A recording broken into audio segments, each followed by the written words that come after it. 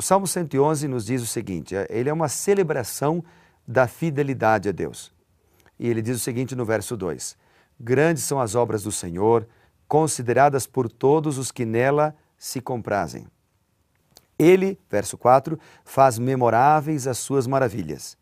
Ele é benigno, é misericordioso. Né? O versículo 5 diz que o Senhor dá sustento para aqueles que o temem. No versículo 7, o Salmo diz assim, as obras de suas mãos são verdade e justiça.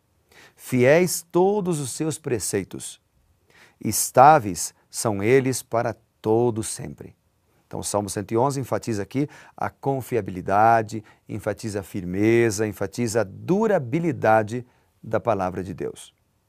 Depois, no versículo 10, ele diz assim, o temor do Senhor é o princípio da sabedoria. Interessante que o livro de Tiago, lá no Novo Testamento, diz assim, se você precisa de sabedoria, peça a Deus, que a todos dá liberalmente. Deus nos dá sabedoria quando nós pedimos. Qual a diferença entre sabedoria e conhecimento? Bom, eu fui atrás dessa definição, não é tão fácil assim, há muitas definições e tal sobre sabedoria, sobre inteligência. Eu tenho aqui, por exemplo, a Wikipedia, ela diz que sabedoria ou sapiência é a capacidade de um organismo ou uma entidade para agir com uma capacidade adicional, acima da inteligência, com aplicações para a vida. Já a Associação Americana de Psicologia, ela definiu inteligência em 1995 da seguinte forma, é uma habilidade de entender ideias complexas, de se adaptarem com eficiência ou com eficácia ao ambiente. Inteligência é então a habilidade de se engajarem nas várias formas de raciocínio, de superarem obstáculos mediante o pensamento. É meio complexo talvez para você entender ou até repetir a definição de sabedoria e de inteligência. A Bíblia é mais sucinta na definição. O Salmo 111 diz assim, o temor do Senhor é o princípio da sabedoria. Sabedoria, portanto, começa quando nós buscamos a Deus, começa quando nós tememos o Senhor. A palavra temor não significa ter medo, mas significa adoração, significa respeito pelo Senhor. Bom, mas vamos à apostila. Eu quero ver o que ela fala hoje sobre o Salmo 111. Estou curioso aqui para ver o que ela vai sugerir para a gente. Vamos lá? Aqui está, na página 19, ela tem então 3 partes. A primeira parte da apostila aqui, ela mostra o seguinte, ela mostra o que Deus quer que eu saiba ao ler o Salmo 111. Então, Deus quer que eu saiba o seguinte, que Ele sempre é fiel e justo comigo. Interessante? O que Deus quer que eu saiba ao ler o Salmo 111? Que Ele sempre cuida de mim. E o que Deus quer que eu saiba? Que Ele é poderoso. Deus Todo-Poderoso. Que mais? O que Deus quer que eu sinta? O que Deus quer que eu saiba? Agora, o que Deus quer que eu sinta ao ler o Salmo 111? Ele quer que eu sinta confiança no seu poder e no seu cuidado. Ele quer que eu sinta segurança no modo como Ele dirige a minha vida. Não preciso ter medo. Ele dirige. O que Deus quer que eu sinta? Ele quer que eu sinta gratidão pela salvação. Ser grato por tudo aquilo que Deus faz.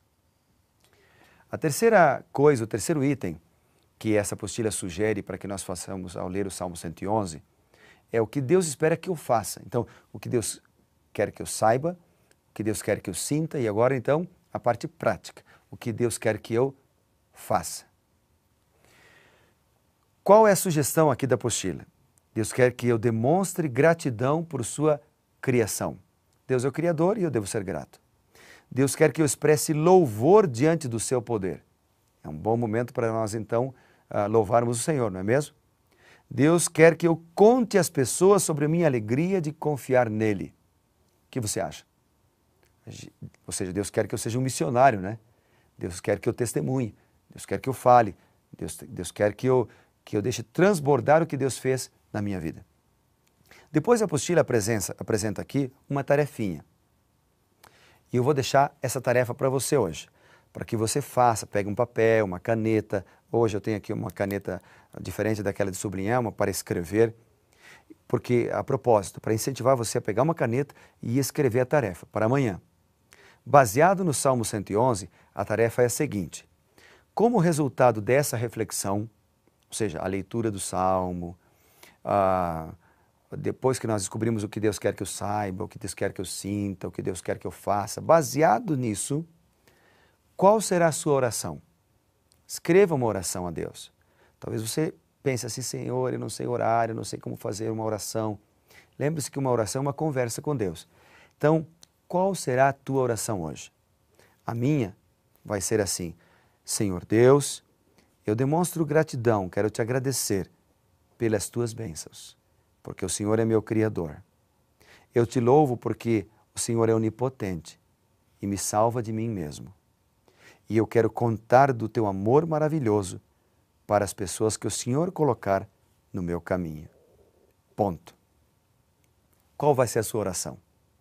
Essa vai ser a minha, que vai estar escrita. E a tua? Escreva, é uma tarefa interessante, muito legal, para que você possa, então, desenvolver o hábito de orar. Porque talvez você não sabe orar e comece escrevendo. Eu quero deixar, então, para você a frase do dia, para você ficar pensando nessa frase ao longo desse dia.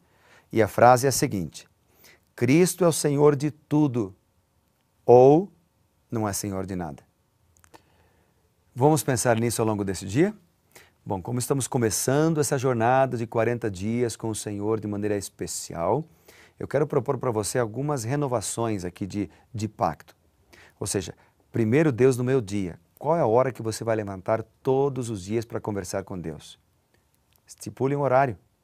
Segundo lugar, primeiro Deus na minha família, no meu tempo e na saúde. Primeiro Deus no meu orçamento familiar, sendo fiel a Deus, devolvendo aquilo que lhe pertence. E primeiro Deus no cumprimento da missão, entregando ao Senhor os talentos e os dons. Vamos fazer isso ao longo desses 40 dias? Vão ser 40 dias impressionantes. E nesses 40 dias eu vou orar por você.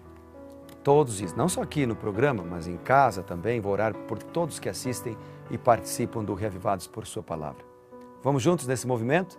Eu quero orar desde já por você.